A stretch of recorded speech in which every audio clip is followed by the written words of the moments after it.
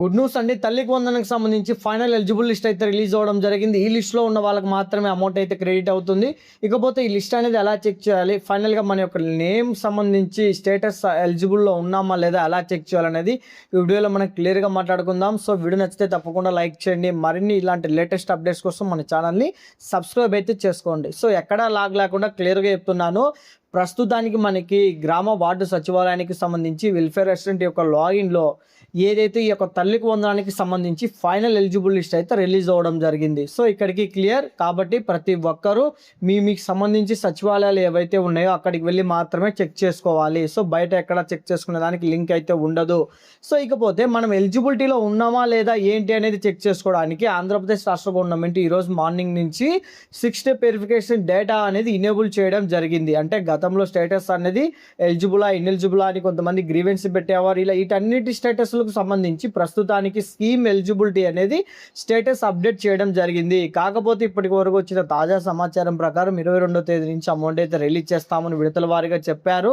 So ఇప్పుడు eligible list సచివాలయంలో వదిలిండ్రు.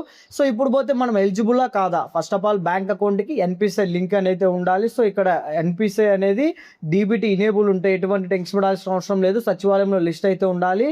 So ఒకవేళ మేము సచివాలయం వెళ్ళలేము, ప్రజెంట్ అందుబాటులో మాకు లేదనే వాళ్ళు స్కీమ్ ఎలిజిబిలిటీ యొక్క స్టేటస్ అనేది చెక్ చేసుకోండి. సో ఇకపోతే స్కీమ్ ఎలిజిబిలిటీ ఎలా చెక్ చేయాలో క్లారిటీగా చెప్తాను. వీడియో నచ్చితే తప్పకుండా లైక్ చేయండి. మోర్ అడ్వైస్ కోసం మళ్ళీ అడుగుతున్నాను, సబ్స్క్రైబ్ చేయండి మామ. ఫస్ట్ ఆఫ్ ఆల్ ఇది వచ్చేసి మనకి అఫీషియల్ వెబ్సైట్ ఆంధ్రప్రదేశ్ రాష్ట్ర గవర్నమెంట్ రిలీజ్ చేయడం జరిగింది స్కీమ్ ఎలిజిబిలిటీ అనేది.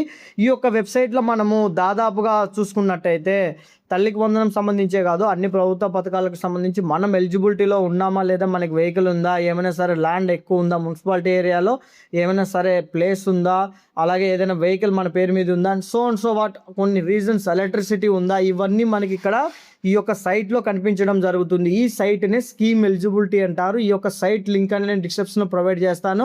డైరెక్ట్గా మీరు ఇక్కడ మీ ఆధార్ నెంబర్ ఇచ్చేయండి. ఇక్కడ వచ్చేసి తల్లికి వందనకు సంబంధించి ఎంచుకోండి. ఇకపోతే ఇక్కడ సెలెక్ట్ ఇయర్ అడగడం జరుగుతుంది మామ.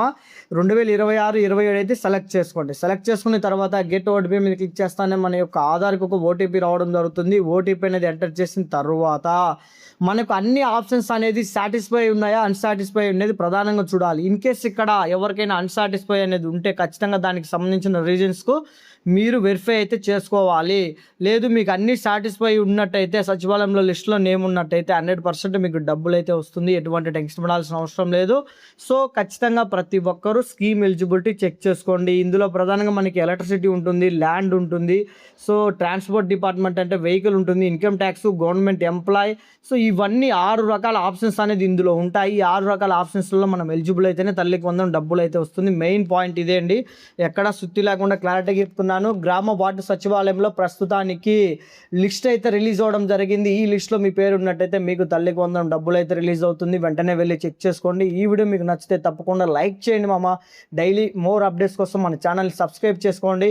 ఇన్ కేస్ ఈ వీడియో ఎంతవరకు రీచ్ అయిందో తెలుసుకుంటున్నాను, మీ ఊరి పేరు కానీ మీ పేరు కామెంట్ చేయండి. జై హింద్.